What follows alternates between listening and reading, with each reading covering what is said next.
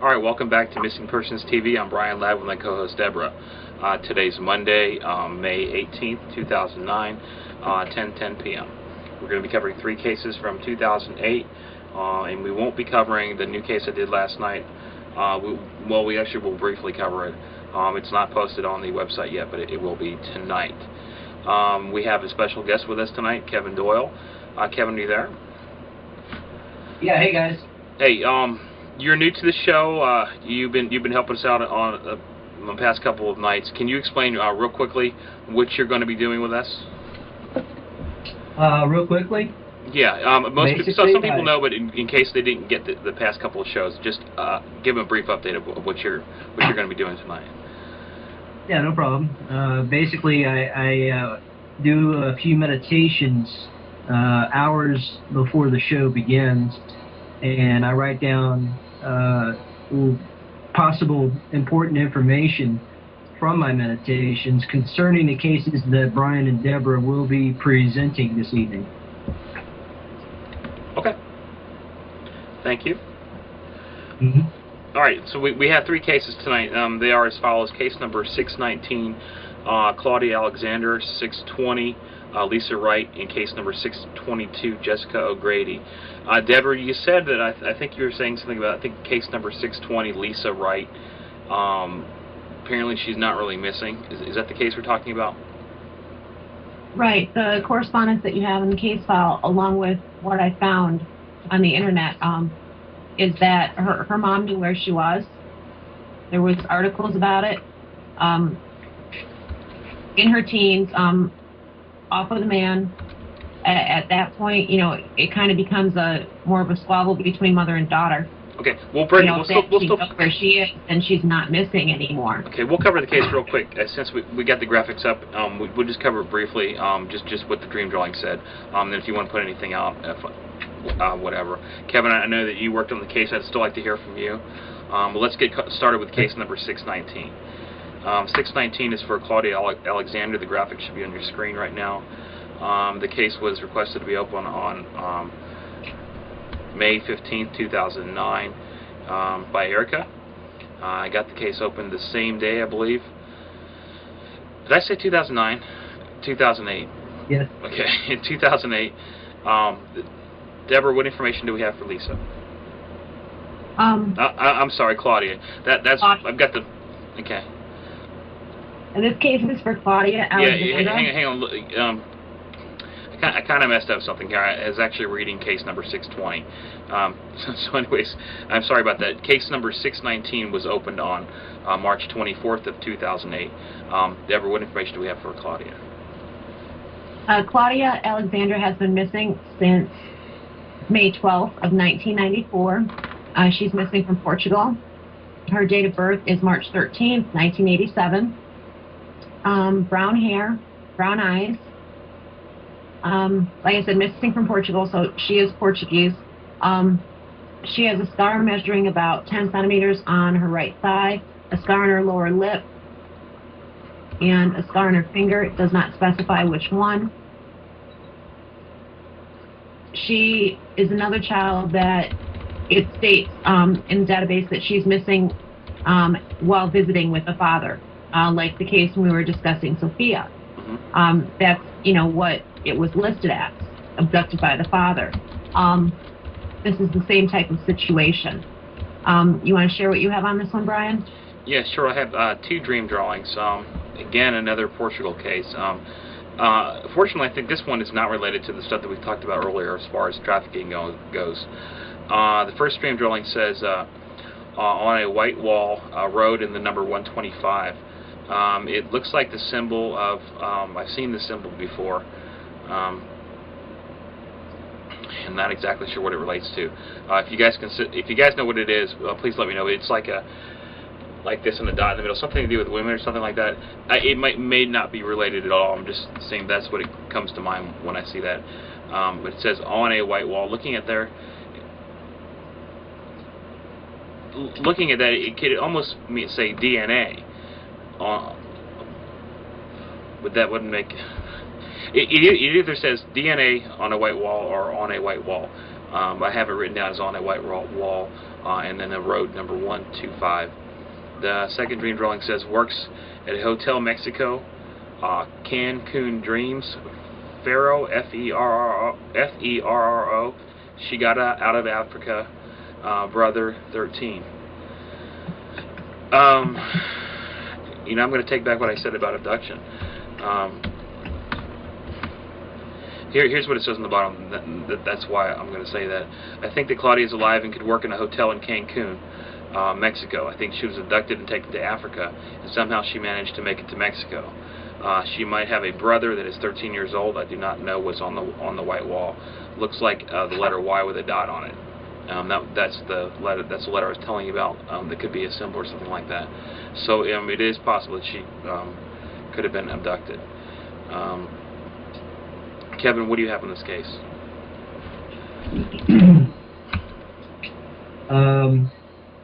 Alive, non-abduction, uses alias Gina or Gina. Okay. Louisville. Hold on a second. Gina or what? Or Gina. G-E-N-A. I've got that. G-E-N-A. Then you said something else. Or Gina. Okay. Gina or Gina. Louisville, Kentucky. Car, red, 1992. Employed, bakery or food service, apartment complex, 4-story. The Heights could be the name of it. Okay, hold on. Apartment complex, 4-story. You said employed at bakery, possibly. Okay. I got the apartment complex, 4-story. The Heights. Okay. Name called the Heights. Okay.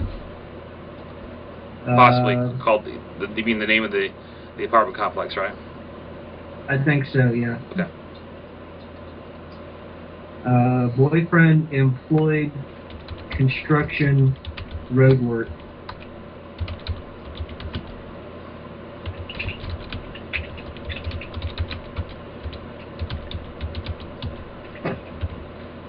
Anything else?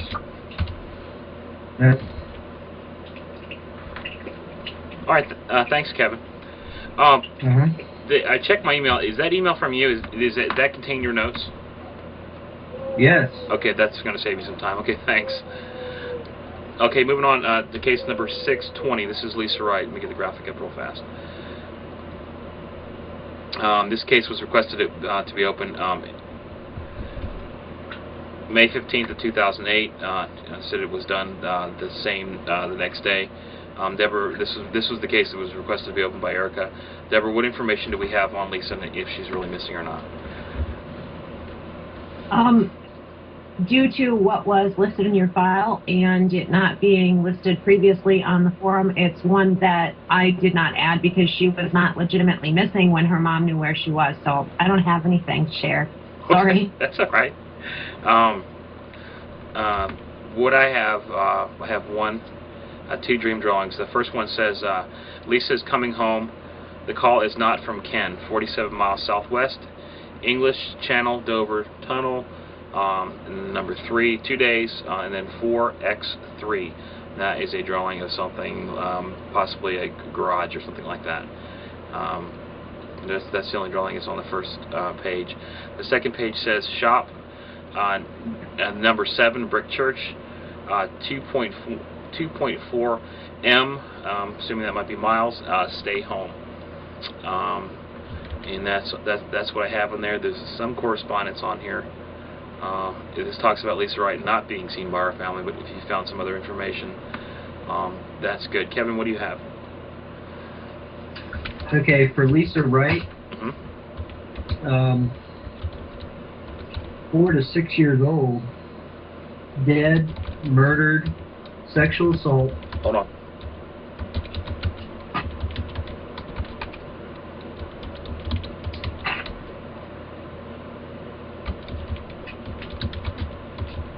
You could probably try to cut and paste from that email. Yeah, I should.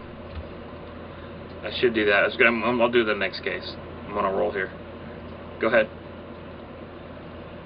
26 to 30 years old, tan male,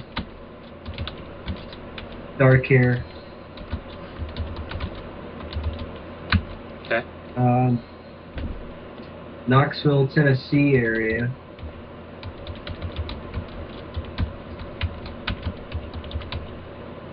Okay. Blue truck. 2001, 2003.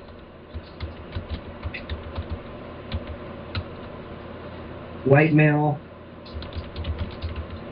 36 to 46 years old. This could be another suspect. 36 to 46.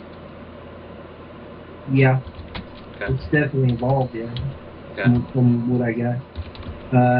Possibly a contractor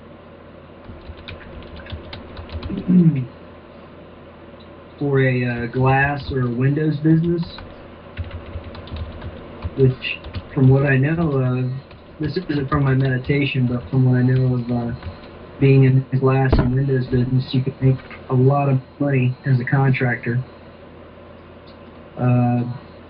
On and off again girlfriend.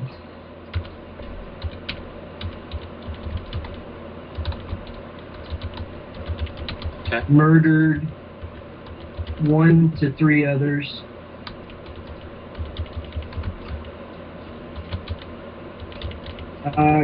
Going back to the beginning of all this for Claudia, Woods, murdered in Woods. And then back to the end here. He knows of her family through his work. That's it.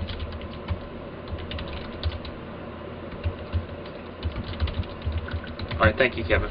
Our final case of tonight is case number 622. This is Jessica O'Grady. The case was requested to be opened by Deborah on December 14th of 2008. Case was opened. Not exactly sure. This 8/17/08. Deborah, what do we have?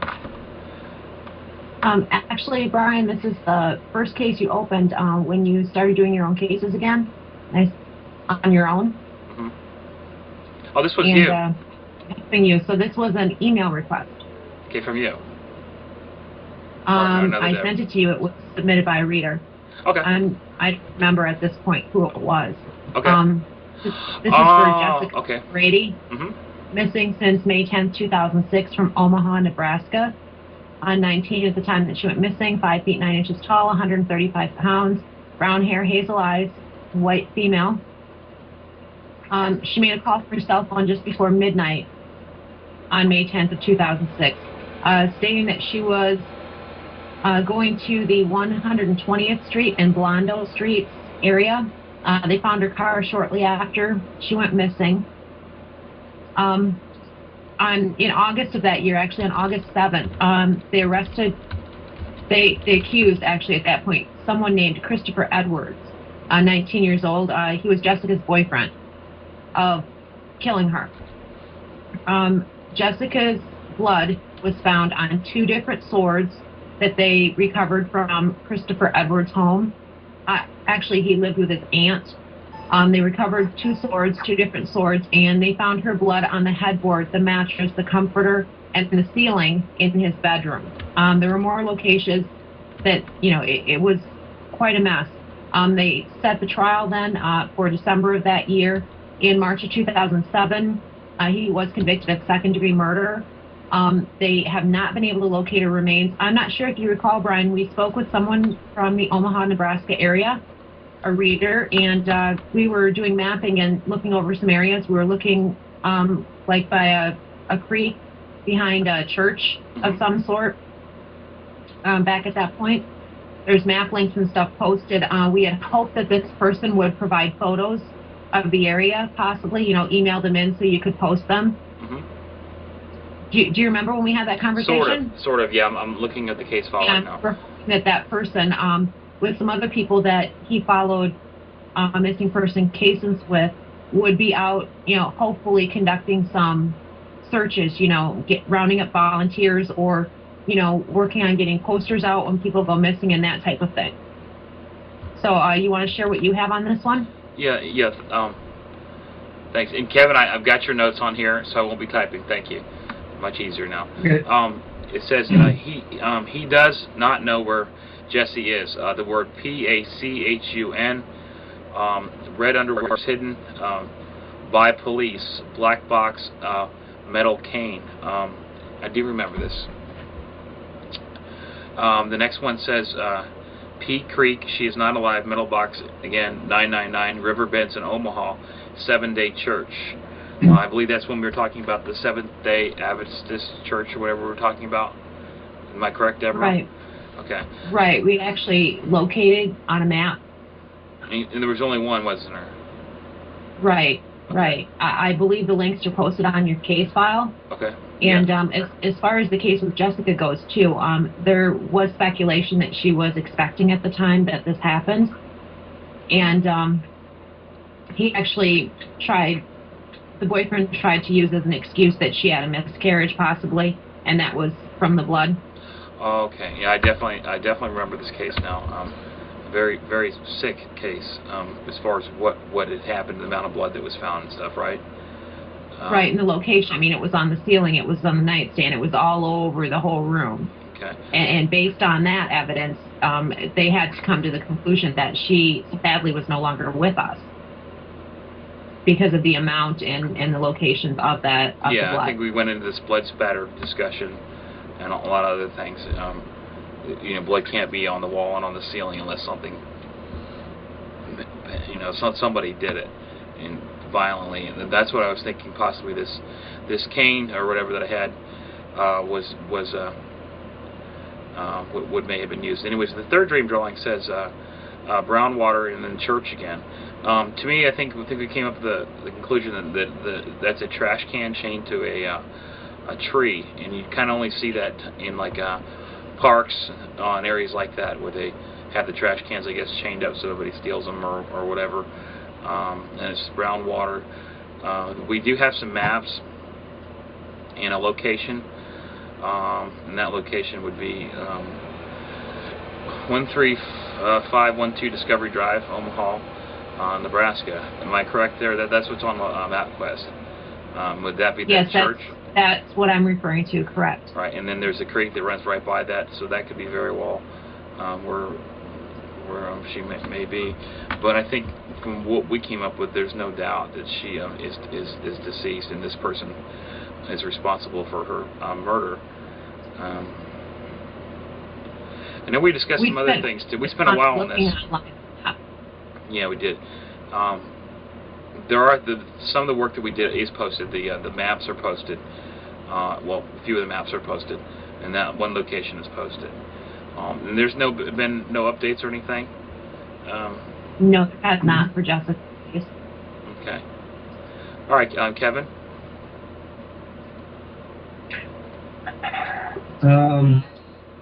Forcibly taken, not alive, not HT, human trafficking, not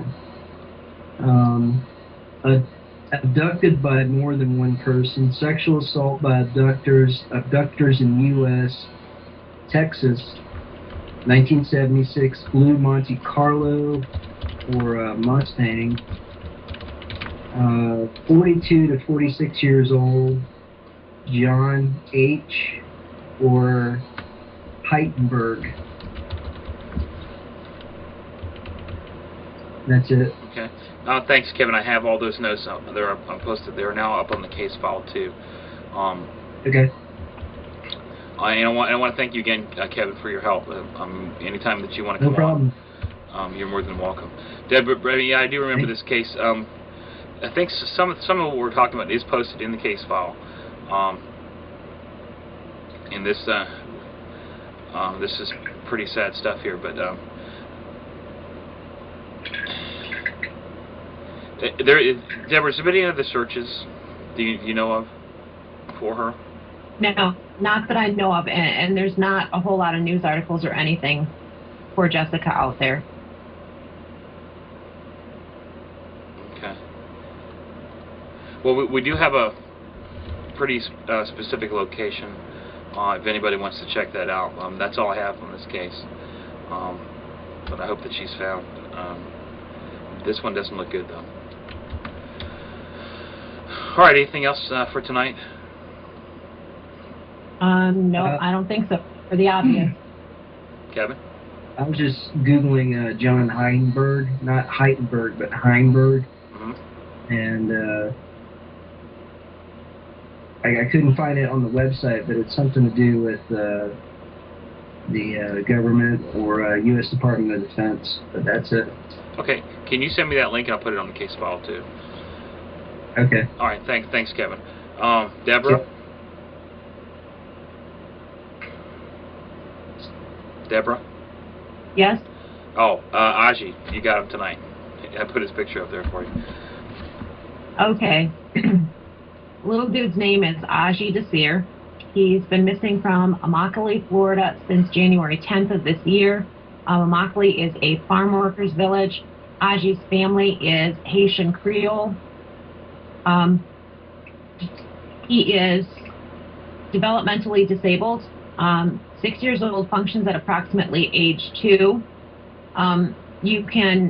What we need the most for everyone to do is to spread awareness that little Aji is missing. To everybody you know, email media contacts, let people know that Aji's missing because he seems to have been largely forgotten. There's some cases that just keep repeating in the media, and everybody knows the names. Everybody knows all about the cases, and there's so many that are forgotten, and Aji's one of those. So if you would like to know more, and you can spend some time sharing his photo, pass it around to people, maybe print off some posters and hang them in your general area. Or if you are willing to send some emails, you'll find links to the contact pages for national media and for Florida media, all at findaji, and that's ADJI.com. If you have information to share, please join the forum there and post it. And thank you to everyone for your support for Aji. All right, thanks, Deborah, and thank you, Kevin. We'll see you tomorrow night, 8 o'clock Eastern Standard Time on Missing Persons TV. Good night.